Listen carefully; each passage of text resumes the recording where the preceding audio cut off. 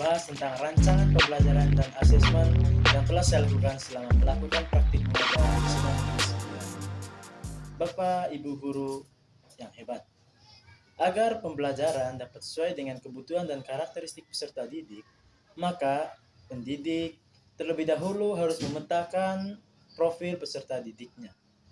Profil peserta didik ini berisikan asesmen diagnostik, baik itu diagnostik kognitif maupun diagnostik non-kognitif. Diagnostik kognitif ini biasanya berupa level capaian peserta didik. Sedangkan diagnostik non-kognitif berisi minat, gaya belajar peserta didik, dan latar belakang sosio-demografi peserta didik.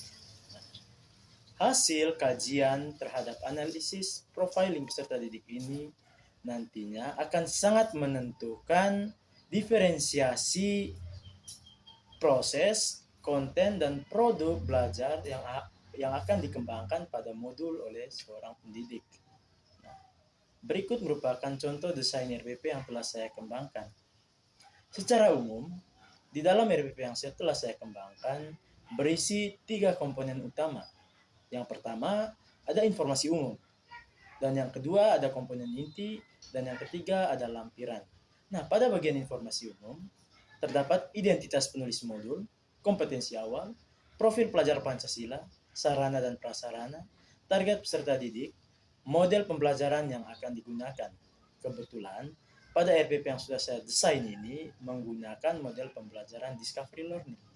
Sedangkan pada bagian kedua, yaitu pada komponen inti, terdapat tujuan pembelajaran. Tujuan pembelajaran ini dirumuskan atau diturunkan dari capaian pembelajaran yang terdapat pada tiap fase. Yang berikutnya ada assessment, baik itu assessment formatif pada saat awal pembelajaran, pada saat pembelajaran sedang berlangsung, maupun di akhir pembelajaran. Nah, ada juga pertanyaan pemantik kegiatan pembelajaran yang merupakan langkah-langkah pembelajaran atau sintaks pembelajaran sesuai dengan model pembelajaran yang saya gunakan. Yang berikutnya ada refleksi peserta didik dan pendidik. Nah, pada bagian yang ketiga, yaitu lampiran, ada LKPD, lembar kerja peserta didik, ada materi pengayaan dan remedial, ada materi ajar atau bahan bacaan pendidikan peserta didik, ada glosarium, dan daftar pustaka. Nah, jadi pada intinya itu merupakan komponen lengkap sebuah modul. Ya.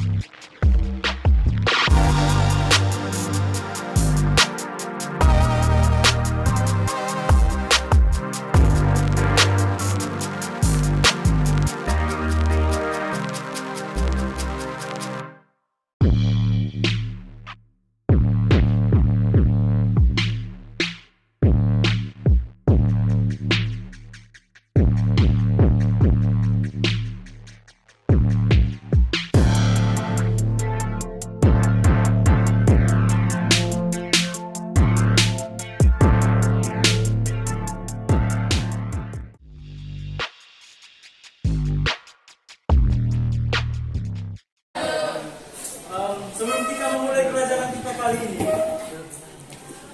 saya akan membantu sebagian kelas dulu. Ya. Jadi kesepakatan ini nantinya akan mengatur jalannya pembelajaran kita hari ini. Nah, ini saya punya usul. Yang pertama dari saya, teman-teman silakan menggunakan handphone pada saat pembelajaran hari ini. Karena kebetulan ada beberapa materi yang akan adik-adik nonton, adik-adik lihat di ya Pak. Yang berikut dalam diskusi kelompok nanti diharapkan tertib dan disiplin ya.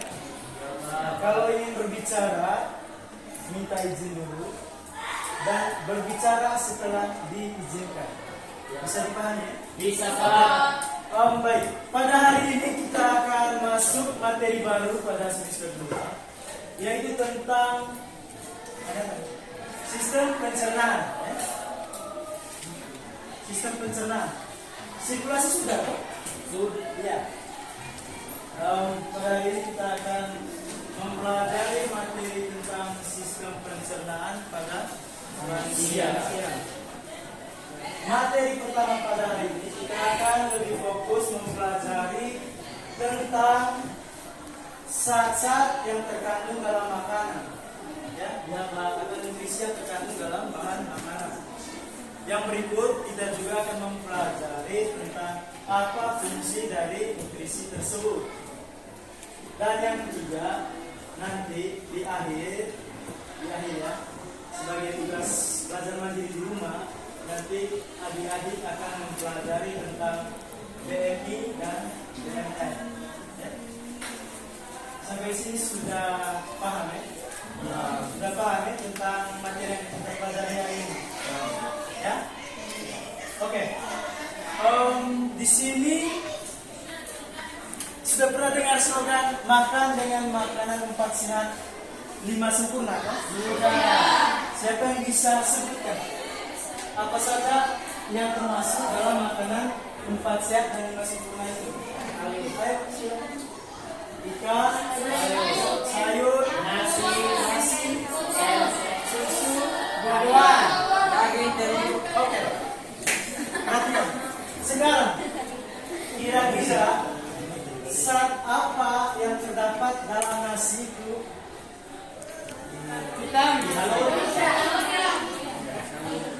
Kalau dalam tadi ada yang sebut susu.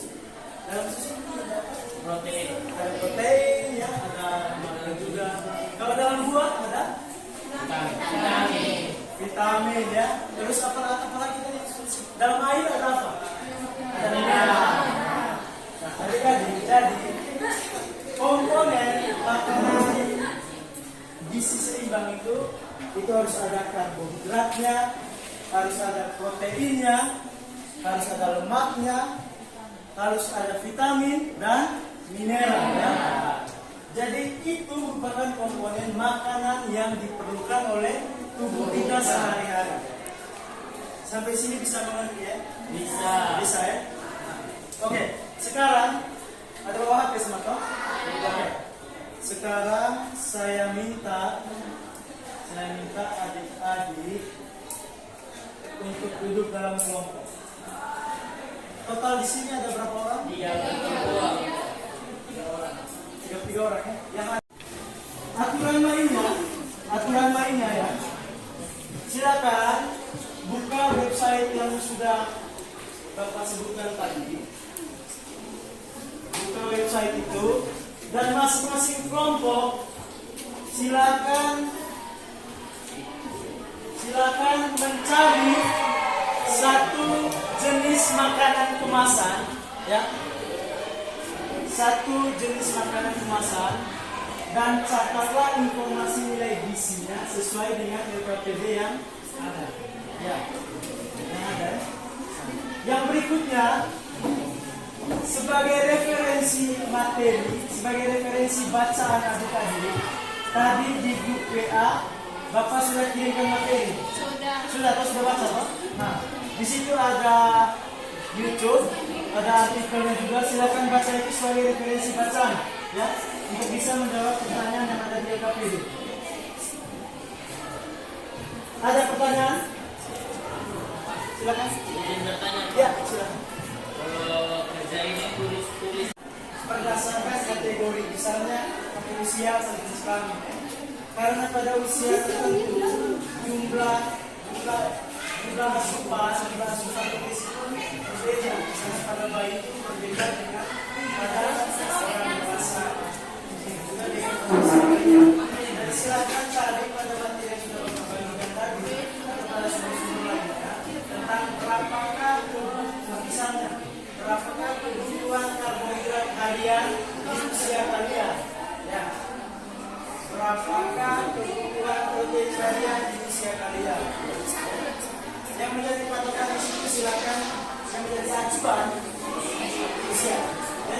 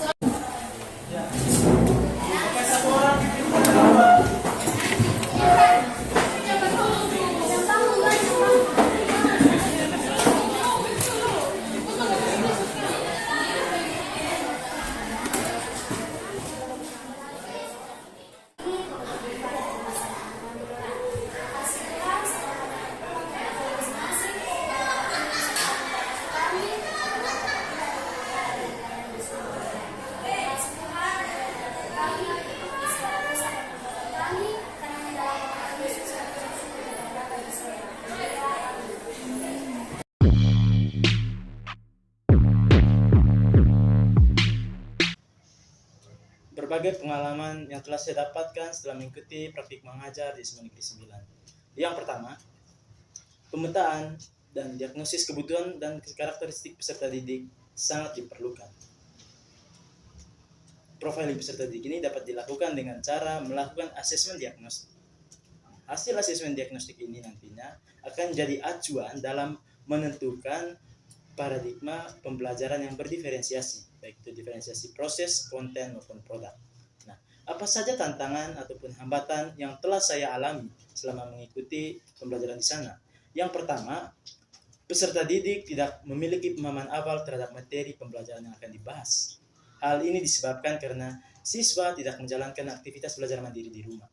Solusinya, guru harus memberikan materi pengayaan atau tugas belajar mandiri di rumah sebagai pemicu motivasi belajar peserta didik. Orang tua juga harus memberikan ruang dan fasilitas belajar kepada anaknya saat di rumah. Nah, masalah yang kedua adalah peserta didik tidak dapat fokus mengikuti pembelajaran. Hal ini disebabkan karena lingkungan kelas yang kurang mendukung aktivitas pembelajaran karena banyaknya keributan yang terjadi di luar kelas. Solusinya, wali kelas harus membuat kesepakatan kelas yang nantinya akan jadi budaya kelas, bahwa saat guru tidak masuk mengajar, maka peserta didik harus tertib belajar secara mandiri dan tidak boleh ribut apalagi sampai keluar ruangan kelas. Masalah yang berikut adalah literasi membaca peserta didik yang sangat rendah. Hal ini disebabkan karena sumber belajar hanya dari buku paket saja. Solusi menurut saya adalah peserta didik harus merancang dan mengenalkan serta menyiapkan bahan ajar dari berbagai sumber dan media. Ya. Masalah berikutnya yang saya temukan selama melakukan praktik mengajar di SMA Negeri 9 adalah minat belajar biologi peserta didik yang sangat rendah. Hal ini mungkin disebabkan karena perangkat pembelajaran dan asesmen yang telah disusun tidak sesuai dengan kebutuhan dan karakteristik peserta didik. Solusinya, merencanakan dan menyusun perangkat pembelajaran dan asesmen sesuai dengan hasil diagnostik tadi. Nah, permasalahan berikutnya yang saya temukan selama melakukan praktik mengajar di SMA Negeri 9 adalah peserta didik tidak dapat berkonsentrasi mengikuti pelajaran karena jam pelajaran biologi yang berlangsung di jam-jam terakhir kelas. Tentunya di jam-jam terakhir ini siswa tidak fokus lagi karena lapar, karena panas. Nah, solusinya adalah sesuaikan karakteristik pelajaran dengan jam pelajaran. Maksudnya begini, pelajaran biologi yang memiliki ruang lingkup materi yang luas harus dijamkan pada jam-jam pelajaran awal. Nah, masalah berikutnya adalah kegiatan intrakurikuler yang tidak berjalan sesuai jadwal. Hal ini karena terlalu banyak kegiatan ekstrakurikuler yang terjadi di sekolah. Mungkin menurut saya sebaiknya pihak manajemen sekolah harus membuatkan jadwal kegiatan ekstrakurikuler yang tidak dapat mengganggu